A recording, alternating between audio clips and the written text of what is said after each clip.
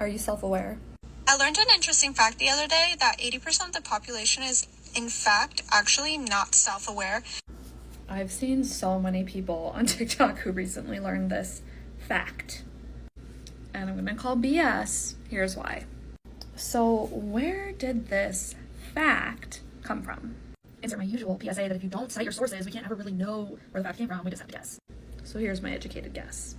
There's a book, there's a Harvard Business Review article, there's some other articles, but they all roads lead to this person who's an organizational psychologist, Tasha Eurich. I'm so sorry if I'm saying the name wrong.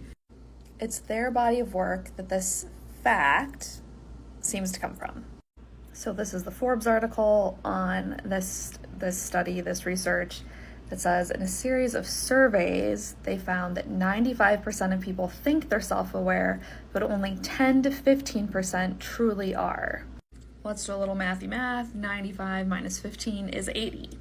And if you're thinking like, wow, that's kind of like a lot of work to get to the 80% that went viral, I'm inclined to agree with you.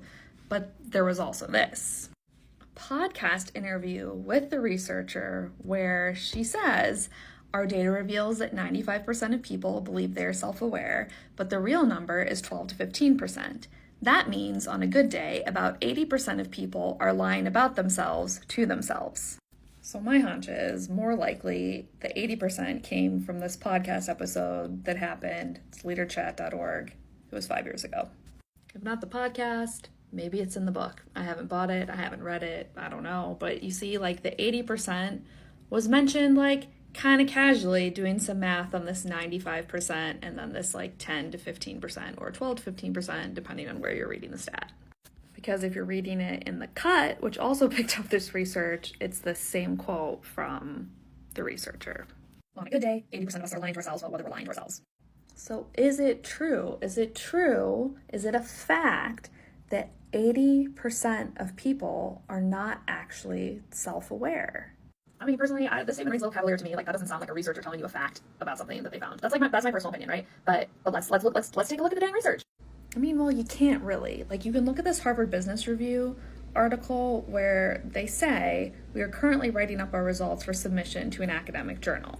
If you pop over to Google Scholar, which is my favorite place to look for if an academic publication has come out, you see that just the book is listed. If you click to see redundant, omitted results, it's still just the book. The research article has not come out yet. Which, no shade, research articles can take the peer review process, a whole other thing, can take a really long time, can be severely delayed. But we can't actually look at the research because it's not out there for us to look at it. There's just these articles about it. Or to be fair, the book, which I don't have, so the research is gate kept a little bit. If you look at the Harvard Business Review article, it does have a little, you can push read more about the research. And so it talks about the type of research that they did, that led to this 80% number, right? So they looked at existing scientific studies, which is primarily to understand how people are defining self-awareness. They surveyed thousands of people to explore the relationship between self-awareness and other outcomes, so satisfaction, happiness, stress. They developed an assessment to measure self-awareness because they didn't feel like any of the tools out there were doing a really good job. They did in-depth interviews with 50 people who had dramatically improved their self-awareness, and they give some criteria for that. And then lastly, right at the bottom here, they did surveys about employers and employees to learn more about self-awareness and the relationship to job-related things like attitude, commitment, effectiveness. So that sounds like a lot of really interesting, valuable contributions on self-awareness. And yet, none of those bullets that I just read make me think that research is going to lead to the stat that 80% of people aren't actually self-aware. We don't know much about the sample. We know that there were a series of surveys. There's just not enough info on what was done and how we got to that finding. That is something that I really love about peer-reviewed research, is that when this does get peer-reviewed, if that is a key finding that's presented, it will have to be explained where that number came from, and it'll be really clear, and it'll having all of that background information on the number will allow people to make a decision about whether or not they think it's true that 80% of people are not self-aware. But this idea that most people believe they're self-aware but actually aren't, personally, I'm not seeing any facts, compelling evidence presented in these articles that would make me buy into that statistic. Or candidly, even understand where that statistic came from. So is the answer in the book? Maybe all of the glorious research that leads up to this finding that 80% of people are just walking around thinking they're self-aware and really aren't, maybe that is all in the book. And if that's so, the issue is that, like, that should just be easily accessible to anyone. Like, when you're putting these facts and stats out there, I should be able to know exactly where it came from. I shouldn't have to pay $19.99 or however much the book costs to, like, get the information to figure out if something seems true or, like, based on rigorous research or applicable to me based on the sample, the people that you conducted the research on. I see a lot of people talking about media literacy and, like, social media literacy. And again, like, I echo everything they say. This is, like, why it's so important. And it's especially irritating to me to see publications like The Cut, like Forbes, like Harvard Business Review, who people might just, like, on face value take those as, like, legitimate co-signing, saying, like, yeah, this is true.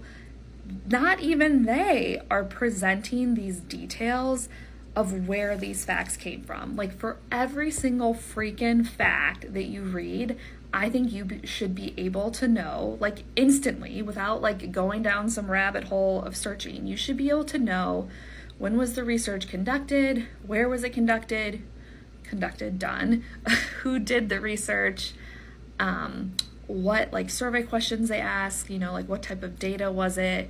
You should be able to know the people or, like, the qualities of the data points, right? Like, you want to know the ages, you want to know maybe the gender, the race, ethnicity, maybe you want to know the professions people had, right? Like, you want to know about the sample. And I say, like, data points because it's not necessarily people. Like, it could be a study of organizations or it could be a study of dogs, like, right? But you want the details so that you can better understand, like, hey, where did this data come from? Like, you should just be able to quickly and easily access and know that for every single stat out there. And that starts with people citing their sources. Like, when you find a cool thing that you want to share, like, you should check to see if it's true first, but also when you share it, you should say where it came from, right? And, like, that's on the people sharing the information. And then on the people producing information, gosh dang, you have to clearly put all that info out there. And if you're reporting it, like in a reporter write-up situation, like, it's on you to take the information the researcher provided it and share it with the broader audience that you are seeking to communicate with. It's just really, like, this state of, like, data and statistics and research in the world right now. It's a freaking hot mess, y'all. It's a hot mess, and I